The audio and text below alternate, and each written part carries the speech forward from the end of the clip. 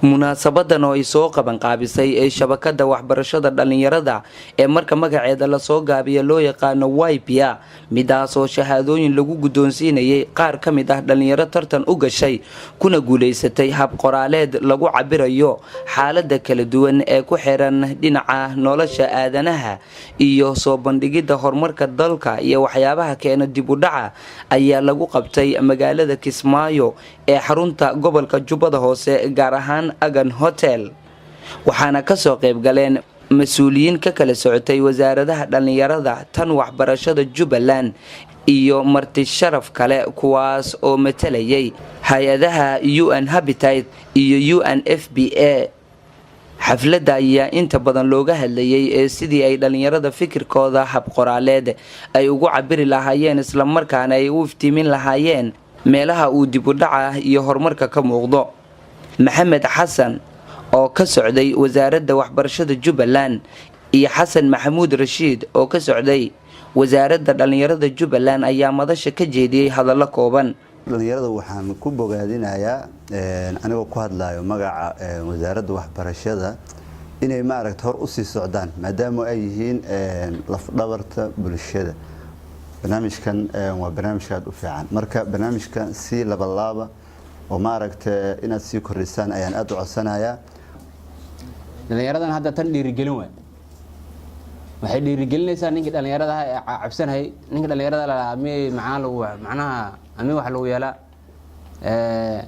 haday adiga aad ka hadlayso wax dadka iyo dadka dan u ah cid wax ku yeelaysa ma laha. xubno ku hadlayay afka ururada dhalinyarada Jubaland ayaa sidoo kale dareenkooda ka muujiyay goobta. runtii waxaan rabaa inaan horta isku day fiican waa arrinkan la sameeyay arrinkaas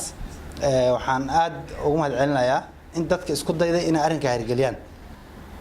agabka ka caawisiin sida laptopka internetka. maanta runtii markii la dhahay dhalinyaro Soomaaliyeed oo wax qortay baa la dhiirigelinaya runtii arrin aad u quruxsan bay ila noqotay dhalinyarta inay fikradooda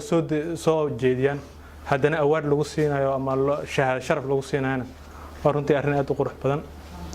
Faadumo Maxamed oo ka socotay hay'adda UNFPA iyo Bilqays Sheekh oo ka socotay hay'adda UN Habitat ayaa bogaadiyay tartamada noocan oo kala ah ee lagu dhiirigelinayo da'yarta.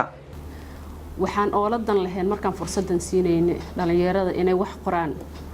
horta waxaa muhiim ah dadka inay storygooda ayaga sheegaan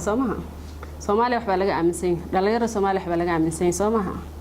laakiin idinkana wadanka joogtiin wax baa iska aaminsan tihiin. hadda waxaan doonaynaa marka fursadan ay to oo youth inay blogging ku sameeyaan inay warkooda sheegaan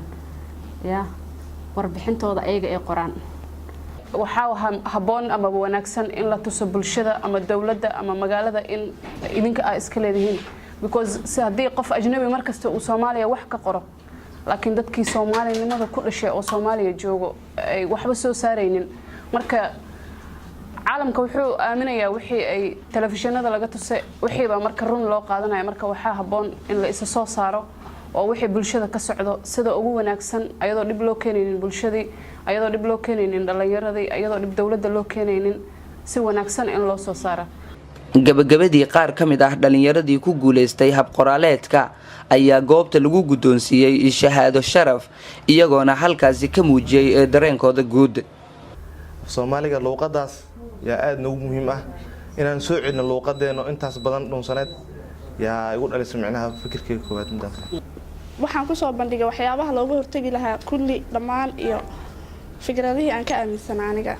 Abdullaahi Xuseen Kilas telefishinka caalamiga Ariel Kismaayo.